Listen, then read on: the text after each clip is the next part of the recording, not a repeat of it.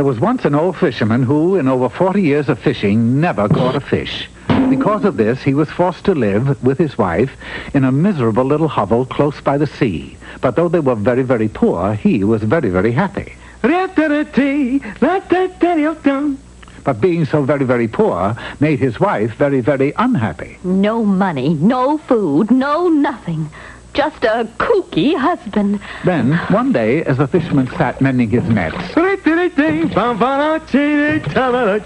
Oh, alas, poor husband, you must surely be addle-headed. Why do you say that? Why else would you be so happy when we're so poor? Yeah, it does seem kind of silly, doesn't it? But you just wait. Someday I'm going to catch a fish, and then things will be different. The old fisherman didn't know it then, but things were to be very different very soon. For the next day, when he hauled in his net... Wow, I finally did it. I caught a fish. I caught a fish. Yes, it was a fine, big fish. And a most unusual fish, to say the least, for it spoke to him. How do you do? Oh, hello there. You know, you're the very first fish I ever... What'd you say? I said, how do you do? Oh, come on. You can't say that. Why not? Well, because fish can't talk. That's why. But I can, and I'm asking you, please, let me go. The fish pleaded so hard, and the fisherman was so shocked at hearing the fish talk that he did let him go. Then that evening, when he returned to his hovel... Catch any fish? Yeah, nice big fat one. But I let him go. Let him go? Why? He asked me to. Oh, well, as long as he... What? The fish asked you to let him go? Yeah.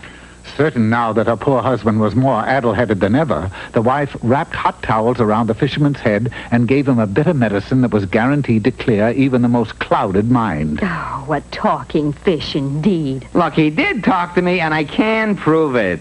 Early the next morning, the fisherman returned to the spot where he had caught the fish and called out loudly, "Talking fishy in the sea, please come up and talk to me." With that, the big fish returned to the surface and said, You called? Yeah, my wife thinks I'm addle-headed because I heard you talk. Please come home with me so I can prove you do. Very well. You did me a favor, so I shall return it. Let's go. The fisherman quickly took the fish back to his hovel, but his wife was nowhere to be seen. So he put the fish into their bed to keep him warm and set off in search of her. A short time later, the wife, who had been out collecting seashells by the seashore, returned, and seeing what she thought to be her husband in the bed... Lazy lout, what are you doing in bed? You should be out fishing. I beg your pardon, madam, but I am not your husband. I am really... A talking fish. That is correct, madam. Eek! The poor woman's hair stood on end. Then, 2 hours later, when the fisherman finally coaxed his wife down off of the roof... Yeah, now you see, dear, the fish did talk. Okay, but get him out of here. Ah, but the fish, who, of course, had never been in a soft, warm bed before, liked it so much that he said... Oh, please don't throw me back into that cold, old ocean. Let me stay. No, I refuse to have a talking fish in my bed. Oh, let me stay. I will grant you 3 wishes. Oh, boy, 3 wishes. Hey, that could make us rich. The wife was delighted at the prospect of being rich and agreed to let the fish stay. Then they set about the task of making their first wish. Now, a talking fish is something you don't see every day. So, why don't we wish for a big theater so we can make people pay to hear him? So be it, number 1. The wish was granted, and they suddenly found themselves owners of the largest theater in the village. Now what? That's easy. Now we've got to wish for lots of tickets to sell. So be it. Number 2. The wish was granted, and they now had thousands of tickets. Everyone in the country wanted to hear the talking fish, so in no time at all, every ticket was sold. Oh, boy, look at the money. Oh, we're rich at last. We still have another wish coming, so let's use it. For what? Who cares? Anything. No, we better save it. He's right. After all, it is your last wish. You stay out of this. Let's use it. Save it. But I think... Use it. Save it. Use it.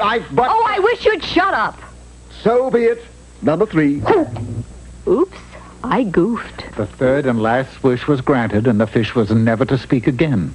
Of course, the audience demanded their money back, and the fisherman and his wife were run out of town as frauds. Poor, once again, they returned to their hovel, where several days later, a strange thing happened. For a small cat wearing boots approached them, and, Howdy! That cat! It talked! Right. You see, I'm... But before the little cat in the boots could continue, the fisherman and his wife tied a gag around his mouth, and he could not say another word. Which is just as well, dear friends, for Puss in Boots is another story.